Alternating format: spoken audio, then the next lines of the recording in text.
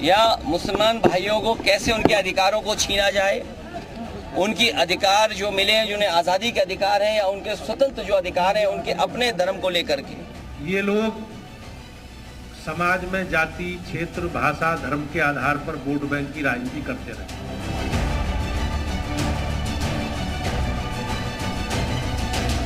कि एक तो वक्फ प्रॉपर्टीज को छीन लिया जाए, दूसरा फ्रीडम ऑफ रिलीजन के खिलाफ काम कर रहे हैं, और डिस्प्यूट अगर है तो जुडिशरी डिसाइड करेगा, एग्जीक्यूटिव कैसा करेगा। जो समावेशी सुधार है उस पर सांप्रदायिक वार की जो आपकी सनक है वो न तो मुल्क के लिए बेहतर है और न मजहब के लिए बेहतर है।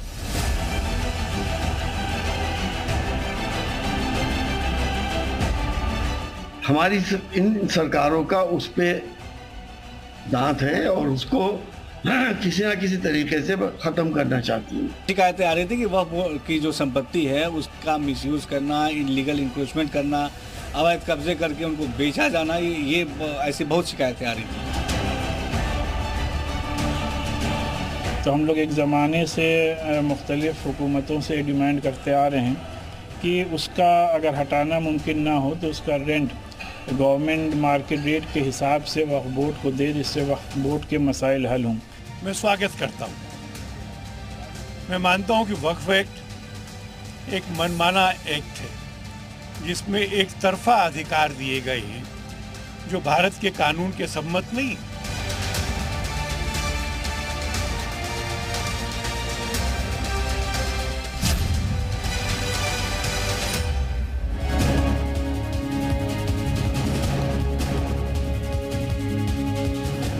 नमस्ते, आपके साथ मैं हूं जयप्रकाश शर्मा और आप देख रहे हैं यूपी मांगे उत्तर।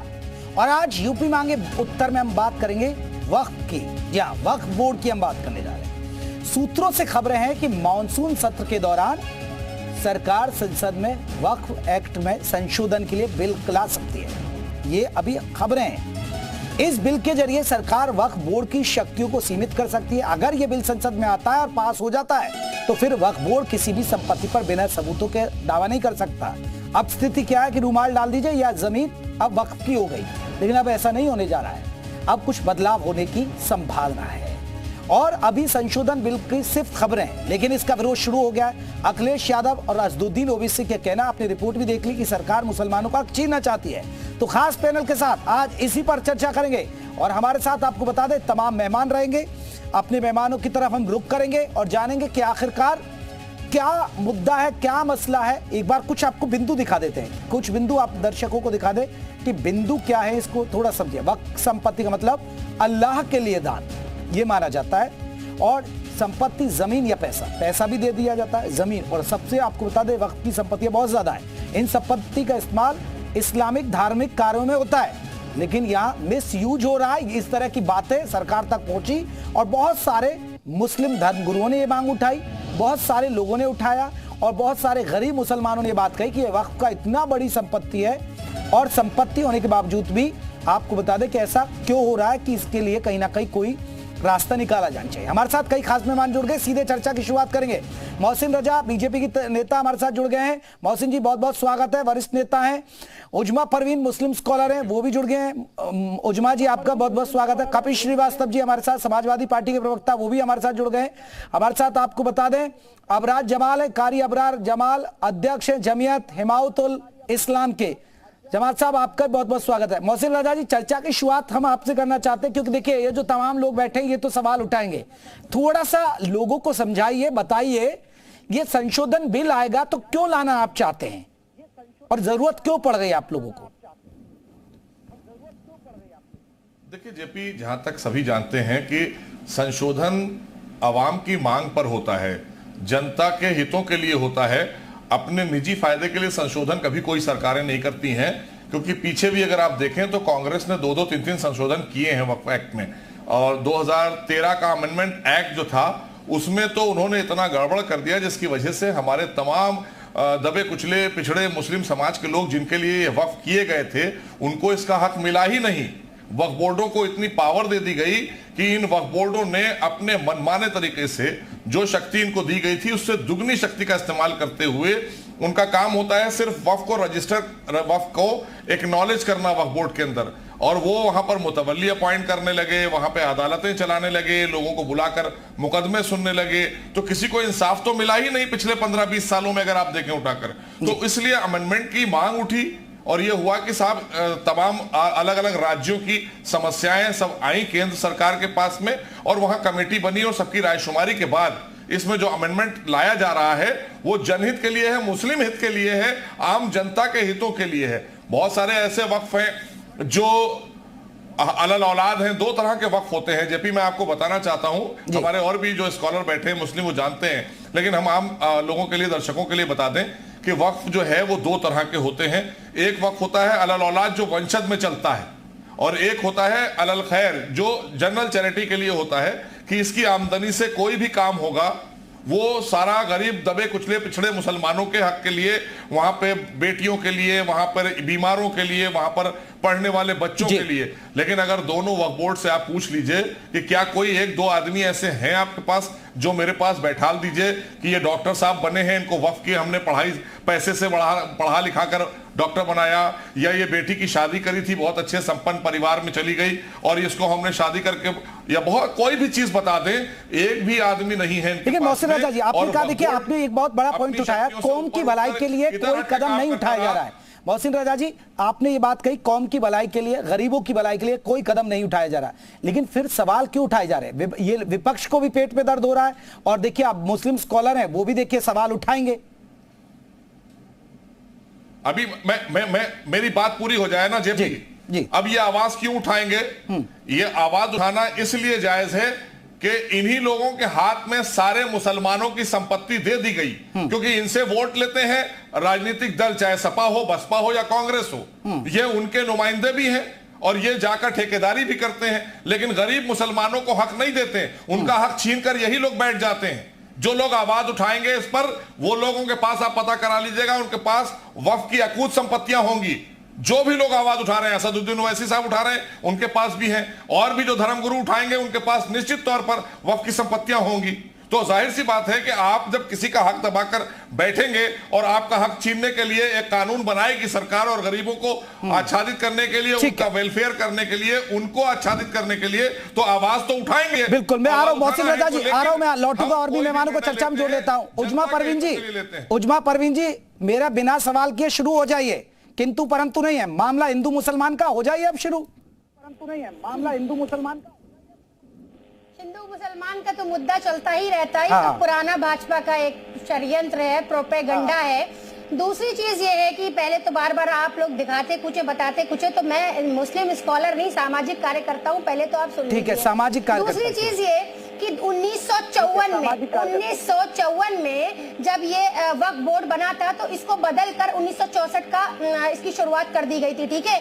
फिर उसके बाद जो आर्टिकल 13 है, वो उस 13 के तहत में हमारा जो वक्फ बोर्ड का मामला है, तो वो हमारे अधिनियम चीजें आती हैं, हमारे कब्रिस्तान, जो ईदगाहें हैं, और बहुत सी चीजें ऐसी हैं जहां से शुरुआत होती है। और ये जो भाजपा का प्रोपेगेंडा है पुराना, जब कहीं दाल ना गल रही हो, जब कहीं कोई बात ना चल रही हो, तो सदन में लाकर एक ऐसा मुद्दा खड़ा कर दो कि जनता को गुमराह कर दो और जनता को बिल्कुल मुद्दे से हटा दो। मेरी तो ख्वाहिश ही रह गई एंकर जी कि आपके चैनल पर आकर कभी अरे आप ऐसा करिए, आप देखिए भाई, इनका मुस्लिम स्कॉलर उठाइए और सामाजिक कार्यकर्ता रखिए।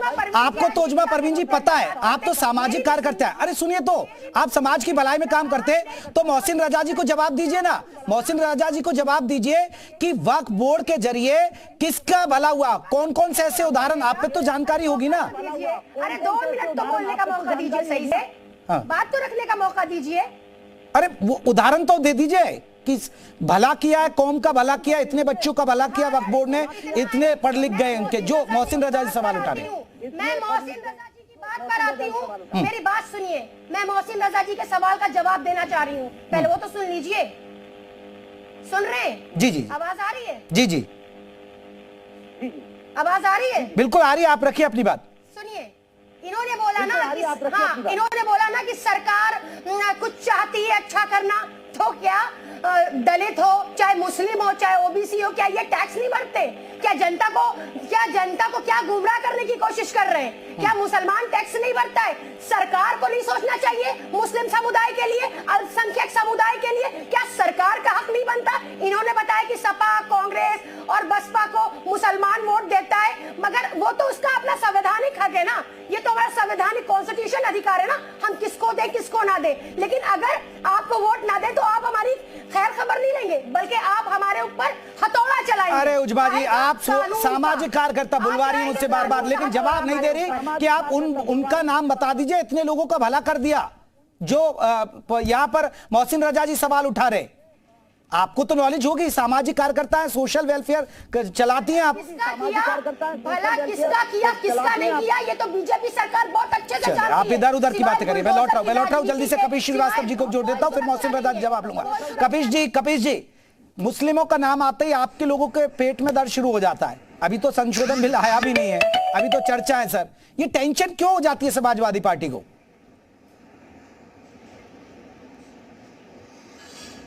हमें तो लगता है कि हम लोगों का अगर पेट में दर्द शुरू होता है तो मीडिया वालों को दस्त लग जाती है। कोई बात नहीं सर, हमारी छोड़िए सर। वफ के बारे में आप क्या जानते हैं? हम टैबलेट ले लेंगे सर। नहीं, क्यों नहीं? अरे भाई, मोदी की गोदी मीडिया चाहिए कि नहीं? मोदी की गोदी मीडिया चाहिए तो बताइए ना सर, आपका सामना करा रहा हूं। बीजेपी के वरिष्ठ नेता ये मंत्री रहे सरकार में, ये आपकी बात का जवाब देंगे? मैं तो आमने सामना करा रहा हूं सर। कोई सामना नहीं है। तड़का लगाना, अगर एंकर को तड़का लगाना आता है तो प्रवक्ता को भी हींग से तड़का लगाना आता है। मैं एक बात कह रहा हूं आपको, इस देश की सरकार से मैं पूछना चाहता हूं कि मोदी साहब के 2 रिजिम में, अटल बिहारी साहब के 6 साल और 13 महीने और 13 दिन के सरकार में, ये वक्त पे जो प्यार उमड़ा है ये उस समय क्यों नहीं उमड़ा? आज क्यों बढ़ रहा है? आपको यह मालूम है कि इस देश में सबसे ज्यादा जमीन रेलवे और फौज के बाद वक्फ पर है, वक्फ के पास है जी। लगभग 9 लाख एकड़, 9 लाख एकड़ लगभग। ये आंख में किरकिरी की तरह खट रही है। वक्फ और न्यास में क्या अंतर होता है? अगर कोई मुस्लिम अपनी दीन की वजह से, अपने दीन को आगे बढ़ाने के लिए, मुस्लिमों को मदद करने के लिए अपनी संपत्ति का, किसी से भीख मांगी हुई संपत्ति का नहीं, मोदी जी उसको नहीं दिए हैं, वो उसकी संपत्ति है। आपने भी बहुत बार सुना होगा वक्फ बोर्ड की संपत्तियों पर अवैध कब्जे हो जाते हैं, भू माफियाओं को बेचा जाता है। सुना या नहीं सुना, बस ये बता दीजिए आप। सुनिए, आप अगर बोलवाना नहीं, मैं छोड़ दूंगा डिबेट। बताइए, रखिए ना, रखिए, भागिए मत, रखिए, बंद कर दीजिए। नहीं कभी जी भागिए मत, रखिए बात। आपने बीच में प्रश्न कर लिया, मैं उत्तर दूंगा। नहीं, आपने प्रश्न कर लिया, मुझे उत्तर देने दीजिए, बीच में टंकी मत लगाइए। ठीक है, बताइए ना, बताइए। प्रश्न किया है और ये विधिक प्रश्न है। वक्फ बोर्ड भी विधिक है। और आपको यह भी बता दें कि इस देश की संविधान के आर्टिकल्स के अनुरूप है, और अगर अनुरूप ना होता तो नल एंड व्हाइट पहले से हो गया होता। क्यों संशोधन कर रहे हैं? निरस्त कर दें वक्फ बोर्ड को। पूरे देश से मुसलमानों को बोल दे कि पाकिस्तान चले जाओ। भाजपा यही तो कहती है बिना तर्क किए। ठीक है, चलिए मैं सामना करा देता हूं कभी जी। फिर अगर मैं कोई सवाल करूंगा तो आपकी टेंशन बढ़ जाती है कि भैया ये एंकर तो देखिए ऐसे इन एंकर को टेंशन होती है। मोहसिन साहब जवाब देंगे कपिश जी की बात का? अरे आमना सामना करिए, वो लीडर है, उनको जानकारी है। महाराज हम वेतन नहीं पाते, हमारी पेंशन क्यों बढ़ेगी? पेंशन आपकी बढ़ती है, आप वेतन पाते हो, हमारी पेंशन नहीं बढ़ती है। कपिश जी आपका मैं आदर करता हूं, आप हमारे किसी एक बड़ी पार्टी के प्रवक्ता हैं, आपने अपनी बात कही तो मैं वहीं से बात को लेता हूं जेपी जी, जहां से हमारे समाजवादी पार्टी के प्रवक्ता ने कही है बात, उसी बात को आगे बढ़ाता हूं कि 9 लाख कहना चाहिए हेक्टेयर के आसपास हमारे पास जमीन है पूरे देश में। अब आप ये बताइए कि आज तक एक भी, 4 बार आपका मुख्यमंत्री रहा उत्तर प्रदेश में, 1,30,000 रजिस्टर्ड वक्फ उत्तर प्रदेश में है। 4 बार आपका मुख्यमंत्री रहा और कम से कम 4 से 6 बार आपका ही अध्यक्ष रहा वक्फ बोर्डों में। एक भी आदमी कपीश जी ढूंढिएगा और पता करिएगा कि कोई ऐसा व्यक्ति है जिसको वेलफेयर के तहत वक्फ बोर्ड से कोई फायदा मिला हो, उसका बच्चा पढ़ा लिखा हो, या किसी बूढ़ी माँ का इलाज हुआ हो, या किसी बहन की शादी कराई गई हो। एक आदमी कभी इसी चैनल पर लाकर बैठा लिएगा और आप जेपी जी जरूर बुलवा लीजिएगा, हम भी देखना चाहते हैं, क्योंकि 7-8 सालों में तो मुझे कोई मिला नहीं है। हो सकता है कपीश जी ले आए। और दूसरी बात, अरे सर एक मिनट सुन लीजिए, मेरी बात हो जाए पूरी, आपकी भी सुनूंगा, अभी आपकी सुनूंगा। तो कपीश जी आप उदाहरण दे दीजिए ना कि 50 लोगों का हुआ, 100 लोगों का हुआ। बात पूरी नहीं हुई है। मुस्लिम युवकों को कैसे रोजगार मुहैया कराया जाता है, कैसे मुस्लिम रोजगार मुस्लिम आप मेरी बात सुनिए, रोजगार मुहैया कराया जाता है, कर रहे हैं, आप बात सुनना नहीं चाहते। किया जाता है, आप लोगों ने हमारी खोले जाते हैं, कैसे कब्रिस्तान बनाए जाते हैं, अपराधियों को देने का काम किया और आपकी सरकार के अपराधियों ने पूरी तरीके से हमारी संपत्ति को कैप्चर किया। आपकी सरकार के दौरान मुस्लिम अपराधियों ने संख्या विभाग और तमाम और अपराधियों ने जो अपराध करते थे वक्त की संपत्तियां उन्होंने कैप्चर करी। और सबसे बड़ी बात यह है, जो भी बातें आप कह रहे हैं मैं आपसे पूछ रहा हूं, एक भी आदमी लाइएगा और 2 तरह के वक्त। ठीक है मोहसिन जी रुकिएगा प्लीज, मोहसिन जी, कपीश जी रुकिए, मोहसिन जी रुकिए प्लीज, मुझे अभी दूसरे मेहमान भी है और भी है, रुकिए कपीश जी, मोहसिन जी, कपीश जी रुकिए ना, कपीश जी रुकिए, मोहसिन जी रुकिए प्लीज। अरे रुकिए सर, मोहसिन साहब रुकिए, कपीश जी अभी रुक जाइए, और भी मेहमान है, कार्य अबरार जी भी इंतजार कर रहे हैं। एक बार मोहसिन साहब प्लीज, मोहसिन साहब ठीक है, हो गई बात, मैं आ रहा हूं मोहसिन साहब आ रहा हूं, मैं आऊंगा कपीश जी, लेकिन कपीश जी एक बात ध्यान रख रहे हैं, आप तो लॉयर हैं, वकालत है, और आप भी जानते होंगे कितने मामले आते हैं, कैसे भ्रष्टाचार किया जाता है वक्फ की बोर्ड की संपत्ति, बहुत सारे केस अदालत में होंगे, आपको भी जानकारी होगी। खैर आप नहीं आ रहे, मैं लौटूंगा, आ रहा हूं, पहले एक रिएक्शन कार्य अबरार जी से। कार्य अबरार जी आप कैसे देखते हैं, संशोधन की बात आ रही है, वो कह रहे मोहसिन रजा साहब कौम की भलाई के लिए कर रहे हैं कि बच्चों की जो तालीम है, जमीनों का पता नहीं है, खुर्द बुर्द कर दी जाती है, भ्रष्टाचार, भूमाफिया, ये तमाम तरह के आरोप लगते रहते हैं, और ये मुस्लिम धर्मगुरु, बहुत सारे गरीब मुस्लिम शिया धर्म के लोग ये मांग कर रहे हैं, तब सरकार संशोधन करना चाहती है। बिस्मिल्लाहिर्रहमानिर्रहीम जी, मेरी आवाज आ रही है आपको? बिल्कुल कार्य अबरार जी। हाँ, जब से वक्फ बोर्ड बना है सबसे ज्यादा फरौड अगर किसी महकमे के साथ हुआ है वो वक्फ बोर्ड के साथ हुआ है। मैं सहारनपुर से आता हूं, सहारनपुर से अगर बात करें तो सहारनपुर में इतना बड़ा फरौड वक्फ के साथ हुआ है, कई करोड़ की संपत्तियों पर वक्फ की भूमाफियाओं ने, अपराधियों ने कब्जा करके रखी है, और किसी की हिम्मत नहीं है कि उनके खिलाफ कोई आदमी एक लफ्ज बोल सके, क्योंकि वो लोग सब कांग्रेस के नेता हैं, समाजवादी पार्टी के नेता हैं। वाकई जिस तरीके से मोहसिन रजा साहब बात कर रहे हैं, अगर वाकई सरकार की नीयत एकदम साफ है कि कौम की भलाई के लिए, मुसलमानों की भलाई के लिए, मुसलमानों की रहनुमाई के लिए, वाकई ये काबिले तहसीन है और इसका स्वागत होना चाहिए, इसका खैर मकदम होना चाहिए। जिस तरीके से वक्फ बोर्ड के साथ फरौड हुआ है, और ये फरौड करने वाला कोई सचिन नहीं है, कोई मोहित अंकित नहीं है, वक्फ बोर्ड की संपत्ति के साथ फरौड करने वाला कोई अब्दुल है, कोई अब्दुल मन्नान है, कोई अबरार है, कोई आलम है, कोई अब्दुल रहीम है, मुसलमान ही है। और जबकि ये उस आका के उम्मती होकर के फरौड कर रहे हैं जिस आका ने कहा है कि मेरा उम्मती सब काम कर सकता है लेकिन 2 काम नहीं कर सकता है, मेरा उम्मती झूठ नहीं बोल सकता है और मेरा उम्मती धोखा नहीं दे सकता है। तो ये मुसलमान सरकारे दो आलम का उम्मती होने के बावजूद झूठ बोल करके, धोखा दे करके वक्त की संपत्ति पर, बैतुल माल की संपत्ति पर अपना पर्सनल घर बनाता है और अपने पर्सनल कारोबार के लिए उसको इस्तेमाल करता है। ये एक बहुत बड़ी बात करें कार्य अबरार जी। मैं एक रिएक्शन पहले सपा से, फिर मैं उजमा परवीन से सुना कबीर जी, ये अब तो नहीं, एंकर तो नहीं कह रहे हैं, अब मत कहिए, गोदी मीडिया कह रहे हैं। एक कार्य अबरार जमाल अध्यक्ष जमीयत हिमायतुल बोल रहा है कि कांग्रेस और सपा के नेता, कांग्रेस और सपा, दोबारा बुलवाओगे, बोलने की जरूरत तो नहीं पड़ेगी, उन्होंने कब्जा कर रखा है, एंकर ने कब्जा नहीं किया हुआ है। देखिए जमाल साहब जो हैं बिके हुए व्यक्ति हैं। अरे आपके लिए सब और बिक जिस जाते हैं। तरीके से उन्होंने भारतीय जनता पार्टी के उसमें अपनी असमत उठा के रख दी है, ये सामने है ना। मैं तो साबित कर रहा हूं, मैं साबित कर रहा हूं, जस्ट ए मिनट, मैं साबित कर रहा हूं। इस देश को 7% राजस्व का वक्फ बोर्ड से प्राप्त होता है। कितना? 7%। छोटी रकम नहीं है। और जो ये बात कह रहे हैं क्योंकि इनको नहीं मिली, ये मुतवल्ली साहब नहीं बने, ये भारतीय जनता पार्टी के पिट्ठू बने, तो इनको दुनिया की कमी दिखाई दे रही। मैं एक बात पूछ रहा हूं, इन्होंने कितने FIR लॉन्च कराए हैं? कारी साहब, कारी अबरार जी जवाब ले लेता हूं। कारी अबरार जी, आप पर आरोप लगा रहे हैं कि आप पिट्ठू हैं, आपको नहीं मिला कुछ, इसलिए ऐसा हो रहा है। पूछिए आपराधिक मुकदमा, अपराध संख्या बताओ मुझे, अंतर्गत धारा बताओ मुझे।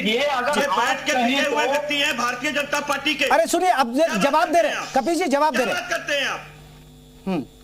अभी पिछले महीने वो सोशल मीडिया पर पूरी तरीके से वायरल भी हुआ है। पिछले महीने सहारनपुर के कमिश्नर ने जब वक्फ की संपत्तियों की जांच कराई तो इसमें ये मामला निकल करके सामने आया कि 2 करोड़ से ज्यादा की रकम वक्फ की मुसलमानों के पास बकाया है। और किन लोगों के पास? जो समाजवादी के नेता हैं, जो कांग्रेस के नेता हैं, जो भूमाफिया हैं, जो अपराधी हैं, जिनके खिलाफ बड़ी बड़ी लंबी लंबी FIR मौजूद है, जिनके खिलाफ ऐसे लोगों पर 1 करोड़ से अधिक रुपया बकाया है। ऐसे लोगों के बारे में आप क्या कहेंगे? किया आपके घर चोरी होगी तो चोरी का FIR कौन लिखाएगा? आपके घर चोरी होगी तो चोरी का FIR कौन लिखाएगा? अरे ठेकेदारी तो सारी मुल्ला जी ने लिखाएगी। भारतीय जनता पार्टी लिखाएगी। क्या आपके घर की चोरी? चले मैं लौटा उजमा परवीन जी, देखिए कारी अबरार साहब खुद कह रहे हैं कि भ्रष्टाचार होता है, जमीनों को कब्जा लिया जाता है। पे इतना इत्मीनान है। कपिल जी रुकिए, आ रहा हूं मैं। उजमा जी में चले जाइए, किसी कस्बे में चले जाइए, ठीक है। उजमा जी आप बता दीजिए। अच्छा उजमा जी बता रही, रुकिए कारी जी, कपिल जी रुकिए। उजमा जी बताइए क्या कर रहा है वक्फ बोर्ड, क्या करता है? चलिए बताइए, वक्फ बोर्ड कैसे आपकी कौम की भलाई कर रहा है, ये बता दीजिए। कौम की भलाई कर रहा है, ये बता दीजिए। कारी अबरार साहब की जवाब देना चाहती हूँ कि नबी करीम सल्लल्लाहु अलैहि वसल्लम का मानने वाला भी दलाल नहीं हो सकता है, और ये इस वक्त यहाँ बैठकर सिर्फ दलाली कर रहे हैं, इसके अलावा इनके पास कोई दूसरा काम कारी नहीं साहब को बुलाइएगा। तीसरी बात ये कि अगर ये कहते हैं तो बुलडोजर बाबा की बुलडोजर नीति पर जब मुसलमानों के घर पे बुलडोजर चलते हैं तब इनकी जबान कहाँ चली जाती है, तब इनकी सोच कहाँ चली जाती है, और 3 तलाक का मुद्दा जब लेकर आते हैं तब ये कहाँ चले जाते हैं। हजरत अली का कौल है कि दलाली मत करिए, दलाली मत करिए, हिंदुस्तान की पैरवी करिए, हिंदुस्तान के हक में सोचिए, भारत के हक में सोचिए। आप जैसे लोग हिंदुस्तान के लिए लड़ रहे हैं, आप जैसे कारी मौलाना लोग हिंदुस्तान के लिए खतरा है, जो दलाली करते हैं, नबी का नाम ले रहे हैं, यहाँ पर बैठकर नबी का नाम ले रहे हैं, और दलाली पीछे दलाली कर रहे हैं। शर्म आनी चाहिए, तौबा इस्तग़फ़ार पढ़िए। आप 2 रकात नमाज तौबा पढ़िए जाके घर में अपने। अस्तग़फ़िरुल्लाह आप पढ़िए। देखिए मैं तो अल्लाह के नबी सल्लल्लाहु अलैहि वसल्लम का उम्मती हूँ। प्यारे आका अलैहिस्सलातु वस्सलाम ने कहा है कि मुसलमान कभी झूठ, चलिए ये हो जाता है, मुसलमान कभी धोखा नहीं दे सकता, और मुसलमान कभी सच को नहीं छुपा सकता। चलिए मैं लौट रहा हूँ। एक मिनट लूंगा मैं, अभी 1 मिनट। लखनऊ के एक ताल कटोरा क्षेत्र में कुछ लोगों का दावा है कि वक्फ बोर्ड उनकी जमीन पर दावा कर रहा है। कुछ लोगों का कहना है बोर्ड के अधिकारी ना तो कुछ कागज दिखाते हैं और ना ही कुछ सबूत देते, बस दावा करते हैं कि वक्फ बोर्ड जिस जमीन पर दावा कर रहा है वो करीब 35 करोड़ की जमीन है। एक बार सुनिए जल्दी से। ये पीछे जो देख रहे हैं ये 26 नंबर में बना हुआ है, ये हमारा ये 10 नंबर में है, 5 नंबर में कुछ है। इस तरह से ये लोग जबरदस्ती हर जमीन को ये बताते हैं कि यहाँ की जितनी भी जमीनें हैं सब हमारे बोर्ड में हैं। कभी वक्फ ने कुछ कागज ऐसे दिखाया आप लोगों को कि उन जमीन का दावा वो ठोक रहे हैं, या सिर्फ आपके पास ही कागज है? कागज कोई भी नहीं है, कोई कागज यहाँ पे कब्जा कर रहे हैं? कब्जा नहीं दिखाते कि मेरी है, मेरी है, बस बताते हैं, खाली कहते हैं बस। चलिए मोहसिन रजा साहब, एक छोटा सा मैं आपसे सवाल, क्योंकि हम चर्चा को खत्म करने जा रहे हैं। जैसे मुसलमानों की बात आती है, हिंदू मुसलमान क्यों शुरू हो जाता है? अरे ये अंग्रेजों के लोग हैं, उसका बांटो और राज करो जानते हैं। इसलिए कराने की बात आई है, संशोधन में इसलिए आई है क्योंकि जो वक्फ बोर्ड बने थे उन वक्फ बोर्डों ने कुछ संपत्तियां गलत तरीके से बगैर किसी प्रमाण के उनको अपने यहां इंदराज कर दिया। वक्फ बोर्ड का काम इंदराज करना नहीं है, रजिस्ट्रेशन होता है डिस्ट्रिक्ट लेवल पर सब रजिस्ट्रार में, वहां से को लड़ा करके रोटी खा लेना चाहते हैं। रजिस्ट्रार के प्रमाण के साथ भारतीय जनता पार्टी एक्नॉलेज करना होता है वक्फ बोर्ड को, लेकिन कांग्रेस ने जो 13 में अमेंडमेंट किया उसमें इन्होंने गलत सलत कर दिया, जिसकी वजह से बहुत सी ऐसी संपत्तियां आ गई हैं जो तमाम हिंदू भाइयों की हैं और उसको जांच के बाद बंदर बने हुए हैं जो दिल्ली की लड़ाई लगा करके रोटी खाना कहते हैं, उनको जांच के बाद कोर्ट में लाया जाएगा। लेकिन बंदर बन गए हैं। चलिए सर, चलिए अभी देखिए संशोधन, मैं माफी चाहूंगा, मेरे पास वक्त कम है। मोहसिन जी आपका बहुत बहुत शुक्रिया, उजमा परवीन जी, कपील जी आपका भी, कार्य अबरार जी। लेकिन सबसे बड़ी बात है, जहां मुसलमान की बात आई वहां हिंदू मुसलमान अपने आप शुरू हो जाता है। अभी हुआ कुछ नहीं, संशोधन की बात आई।